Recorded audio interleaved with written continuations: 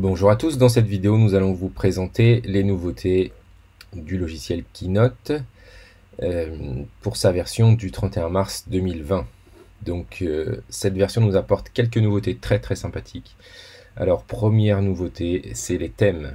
Enfin Apple a rajouté des thèmes un petit peu différents. Donc ils sont présentés ici sur la version Mac, mais on a la même chose sur la version iPad et iPhone. Donc dans nouveaux thèmes, donc voilà, là on peut voir tous les nouveaux thèmes d'un seul coup. Alors toujours la même chose, en version standard 4 tiers ou en version 16 neuvième. Voilà, vous avez les deux possibilités.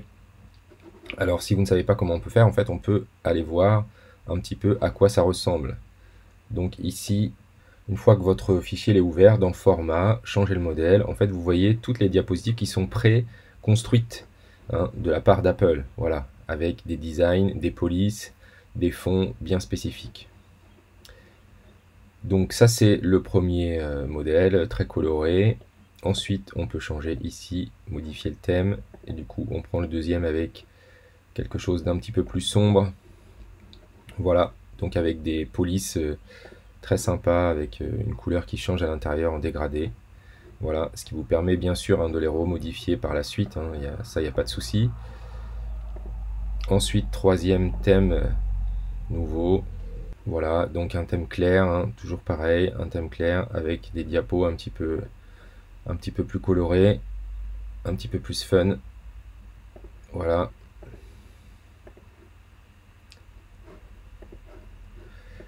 Ensuite, voilà quelque chose de beaucoup plus pastel, beaucoup plus calme, plus épuré, plus flat design. Quatrième. Donc là, on est reparti plus sur de la couleur. Voilà, quelque chose de très coloré. Donc voilà, ça c'est très sympa aussi. Cinquième modèle, alors là très épuré, très blanc. Voilà, c'est très sympa aussi. Voilà, on retourne quelque chose d'assez proche de ce qui se faisait avant. Voilà donc les 10 nouveaux modèles qu'Apple nous propose.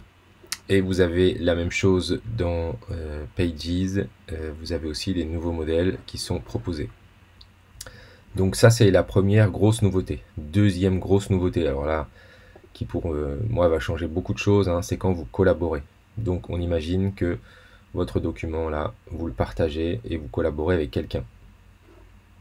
Donc je vous montre rapidement, option de partage, voilà, moi je mets que tout le monde peut modifier, hop, et je fais partager.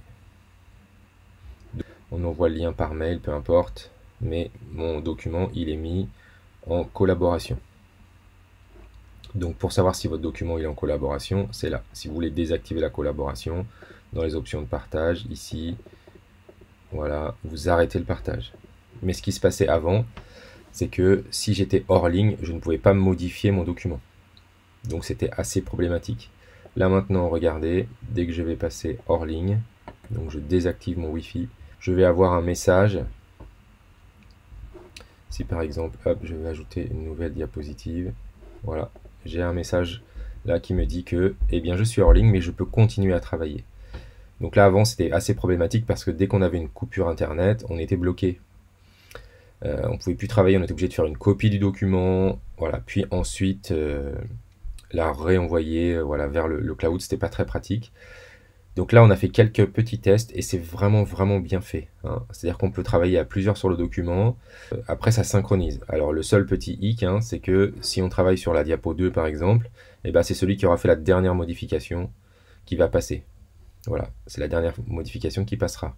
Donc ça, c'est vraiment très pratique. Dès que je vais me reconnecter, hop, et bien automatiquement il va faire la synchronisation avec le cloud, et du coup si vous avez besoin on vous fait quelques tests un peu plus poussés pour vous montrer un petit peu comment ça fonctionne au niveau des priorités. Voilà, donc ça c'est vraiment une nouveauté très intéressante. Troisième nouveauté, ils ont ajouté plein de nouvelles figurines. Voilà, je ne sais pas si vous utilisez, nous on utilise beaucoup les nouvelles figurines pour faire des animations, pour rendre les choses un peu plus sympas, et là ils ont encore rajouté plein de nouvelles figurines. Alors on va pas rentrer dans le détail, mais il y en a de plus en plus.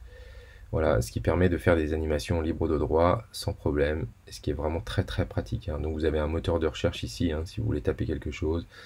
Si vous voulez taper par exemple basket, voilà, donc vous avez un ballon de basket et des baskets, voilà par exemple. Donc ça c'est vraiment très très pratique. Et la dernière grosse nouveauté, mais on vous fera peut-être un tutoriel complet là-dessus, c'est la possibilité d'ajouter une lettrine. Donc par exemple là j'ai mon titre de la présentation. Si je tape un titre, voilà, et bien en bas ici j'ai lettrine. Voilà, donc j'ai la possibilité d'avoir plein d'options possibles, hein, pour rajouter des lettrines. Voilà par exemple. Donc le principe d'une lettrine, hein, c'est d'avoir un texte, un paragraphe avec la première lettre qui est plus grosse. Mais ils ont mis des options où en fait on peut même avoir plusieurs lettres plus grosses. Voilà, il y a plein d'options très sympas, on reviendra sur ça plus tard. On espère que vous avez aimé cette vidéo, à bientôt. Merci à tous d'avoir suivi ce tutoriel vidéo, n'hésitez pas à vous abonner pour ne rien manquer de la chaîne Test Matos.